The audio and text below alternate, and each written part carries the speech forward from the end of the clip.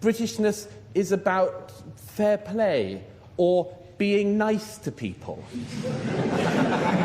Everyone wants to be nice to people. Very few people would say our identity as a country is being mean to people. But we water it down because it's what we think we have to do, and in a way we're right.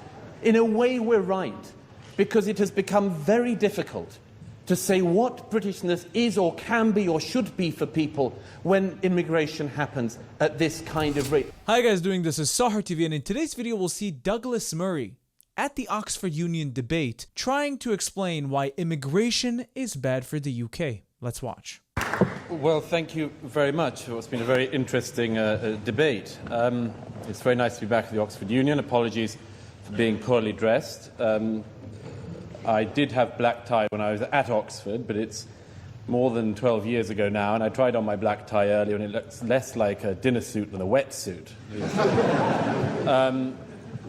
But notwithstanding my dress, I would like to tackle some of the things that have not been tackled, and answer some of the speeches that have already come from both sides, and to address what I think is an issue we have to take seriously, because it's about our future as a country and a society, and it's, in my opinion, not going to be easy, and it's going to require quite a lot of fairly clear, tough, frank thinking. Let me first of all give you some facts. We have to start this off from the facts.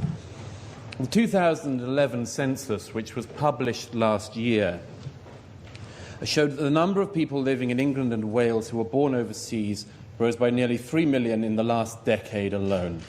Only 44.9% of London residents now tick the box saying that they are white British, and nearly 3 million people in England and Wales now live in households where not one adult speaks English as their main language.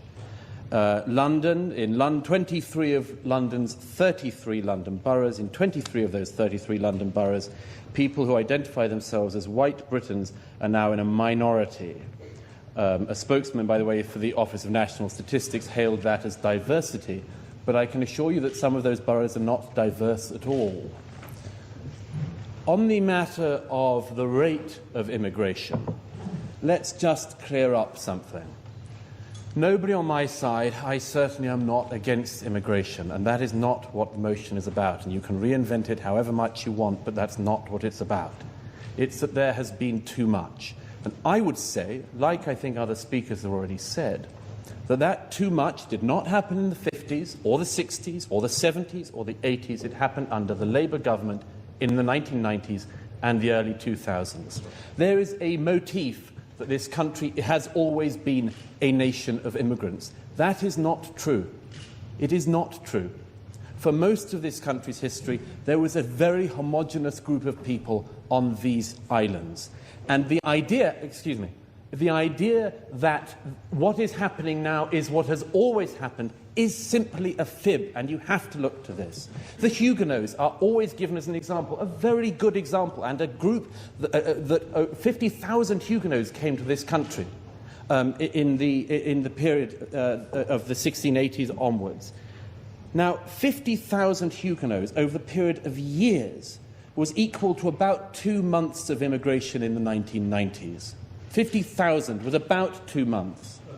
The Ugandan Asians expelled by Idi Amin, which this country, I think, rightly took in, numbered 30,000 people. 30,000 people by the late 1990s was 6 weeks of immigration.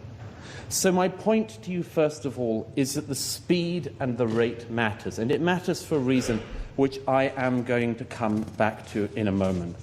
But first, let me mention some of the arguments that have come up which do need answering about this. The first is the inevitable argument that the reason why we need mass immigration and have needed it is because there are jobs that British people will not do, and we need to import people to do those jobs. Let me say to you as frankly as it is possible to say, that is one of the most racist arguments you can hear.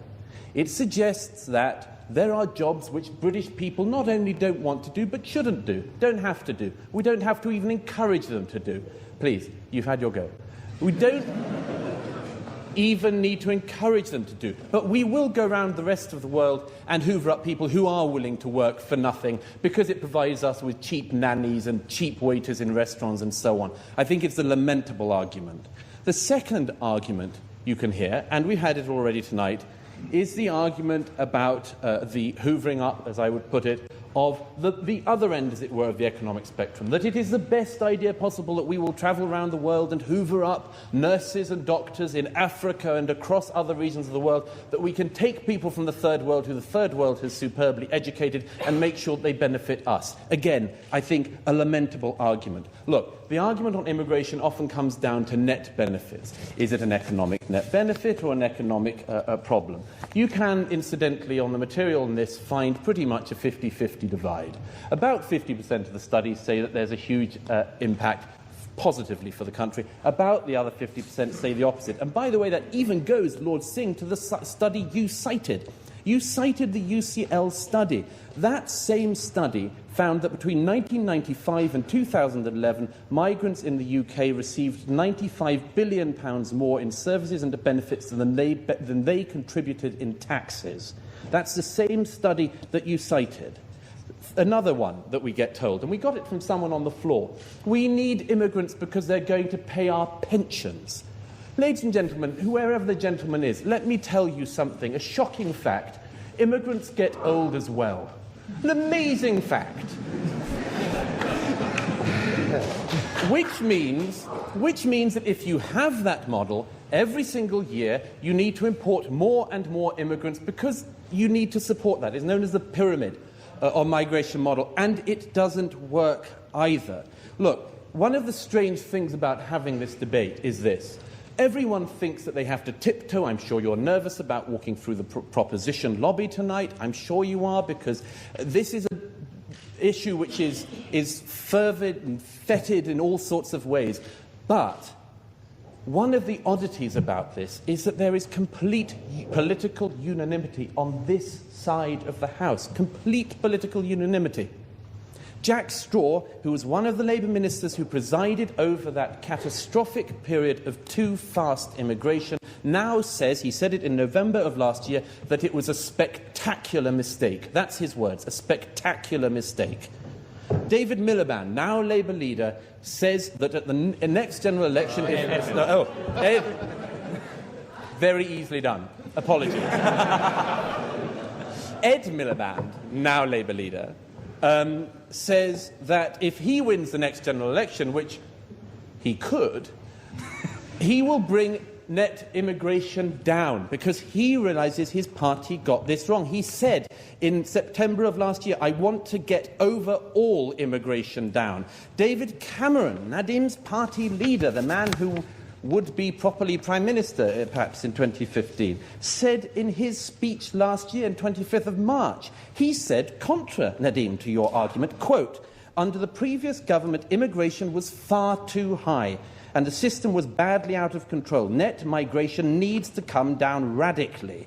That's the words of the Prime Minister. This is not an outrider argument. It's what all the main political parties now say. They say it because it's what the public think. 77% of the people in the British Social Attitudes poll last year said they wanted immigration to come down. Almost 60% said they wanted it to come down by a lot. That's the British people's opinion, and the politicians are simply, amazingly, having to try to answer that, and a serious need. Now, I'm aware that the bell has gone, but let me very quickly address the issue, if I can find it, that came up from a couple of people. And this is the key thing I really wanted to mention, if I may have a moment. This issue of our values. I hate hearing this, we don't know who we are. Because quite often it leads to the thing of, we're not anything. Britain isn't anything. Britain never existed. It's not an identity, and so on. One of the reasons you hear that is because it is an attempt, I think an honest and a decent attempt by people to answer a real question. When you have migration at the rate this country has had it in recent years, you have to expand and water down your definition of what you are, because you have people coming in so fast that what would have been your definitions of yourself stop holding. If you asked somebody 50 years ago, what is Britishness? What are British values? They would have said it very clearly.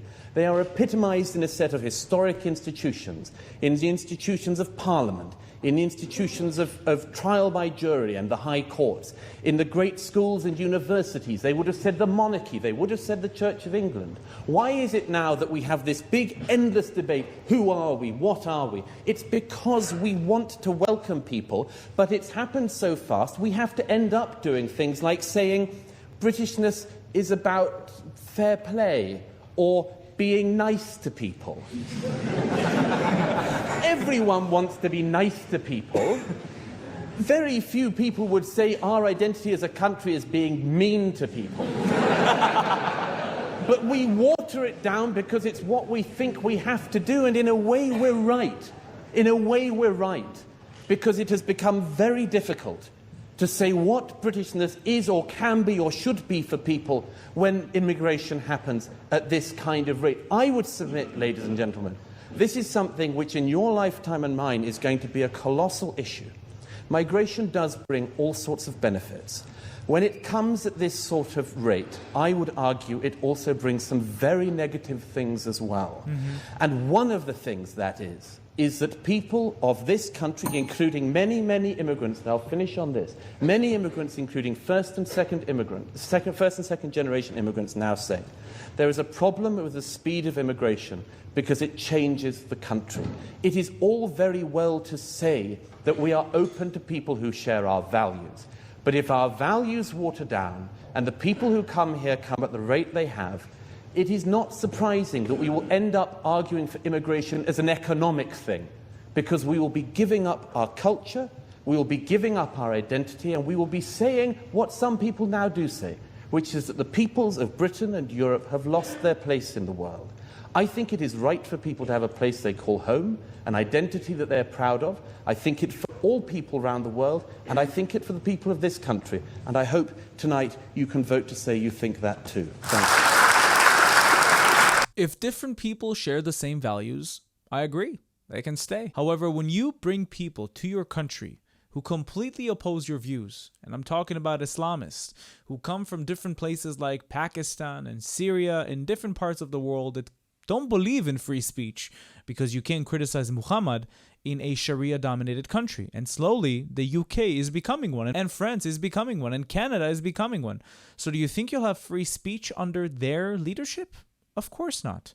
You have to realize that in the UK, in central London, you have Sharia courts that go in parallel with the civil courts, because the civil courts doesn't dictate the rules of Allah. So you have to have your own courts completely contradicting the civil courts, which can tell you one thing, and then the Sharia courts can tell you something else. Bringing these people inside your country when they oppose your views will lead you to a catastrophe. Catastrophe.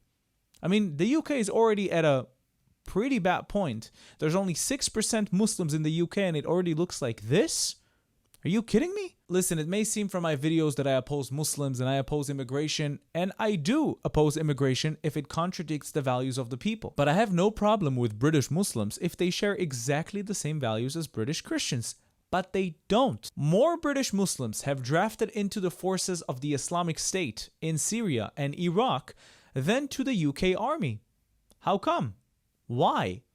Don't you share the same values? Don't you care about protecting your country first before going and submitting to the Islamic State in a Muslim-dominated country? That just shows you the set of values that these immigrants bring with them. If they don't share your values, they'll bring your country down. And once your country's down, you'll regret every moment of being kind to them. If you'd like to watch more of my stuff, please check out my channel down below. If you like what you see, don't forget to subscribe to the YouTube channel and hit that notification button so you can be notified every time I upload new content. If you'd like to support me and the channel financially, you can do that using Buy Me Coffee or Patreon down in the links below. Also, we now have a Discord that you can join down in the link below. And now you can become a YouTube member and enjoy specific YouTube perks. Thank you for watching. I'll see you in the next video.